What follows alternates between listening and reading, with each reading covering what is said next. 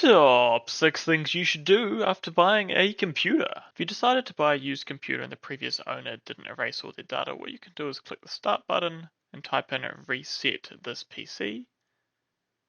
Then select the option reset this PC and decide whether you want to keep your files or reset everything. Would suggest resetting everything.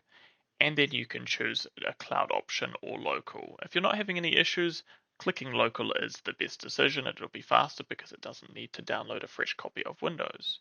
Follow the prompts and reset when you're ready. Be aware that this will erase everything on your computer. To install Windows Updates, click the Start button and then in the search bar, type Windows Updates. Click on Check for Updates and then click Check for Updates. This will search for all outstanding updates.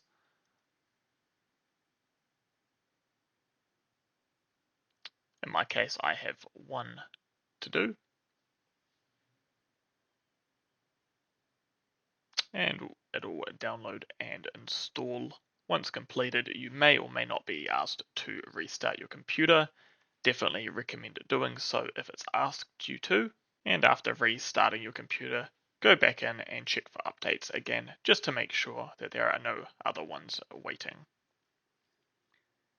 By default, your computer will automatically do updates, but depending on whether your computer is freshly built or not, you may need to do a lot at the start, which is recommended. And as you can see, I have no more to do. There's many different ways to choose a browser, but I believe in personal preference. Whichever one you wish to go to, check the description and click on the link. In this case, Google Chrome. Click download and then click on the file once downloaded. Agree to the terms and conditions and it'll start downloading and installing.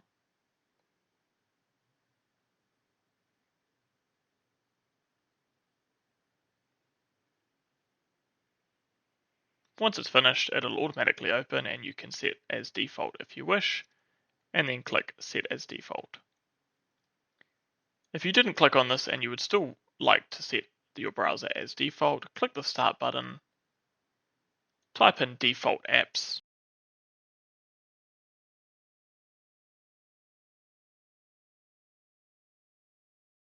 in the search bar, type in your browser that you've installed, in my case Google Chrome, and then click Set Default. You'll be using this browser a lot, so it's best to find one that you like. Driver Booster is a helpful and free tool to use to keep your drivers up to date. Personally, I use it once per install and then I uninstall the software. However, it is definitely something that can be retained and used on a monthly basis to keep your drivers up to date. Go to the link in the description, download and install.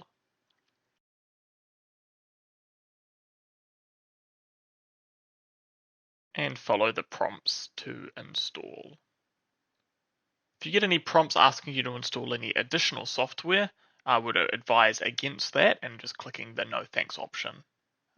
In this example, we don't see any of those options present themselves. Unclick the Learn More option and click Scan Now. This will launch the software and start a scan of your hardware and present you with any options to install updates for your drivers. In my case, I have 5. Click Update Now and OK to agree, and it's going to download and update your drivers. Once it's finished downloading, it'll begin to install automatically. Once complete, you may have options asking you to reboot your computer. I would suggest doing that now.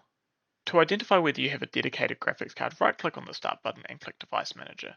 Click the drop-down next to Display Adapters and you will see which graphics you are using. In my case, I am using an Nvidia graphics card. If you're using an AMD or an Intel Arc graphics card, they will be stated there too.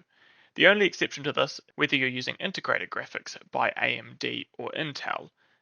In these cases, you will see the options shown on screen now. If you have either of these, there's no need to complete the rest of this step. Once you know which graphics card you have, click on the link in the description and go to the website for that company.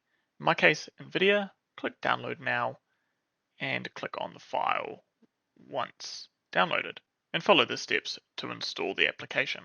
Steps should be the same for all three types of graphics cards, with the added bonus that you should not be able to install one for a graphics card you do not have. So if you're worried that you may have the wrong one, it should quite simply give you a message telling you that.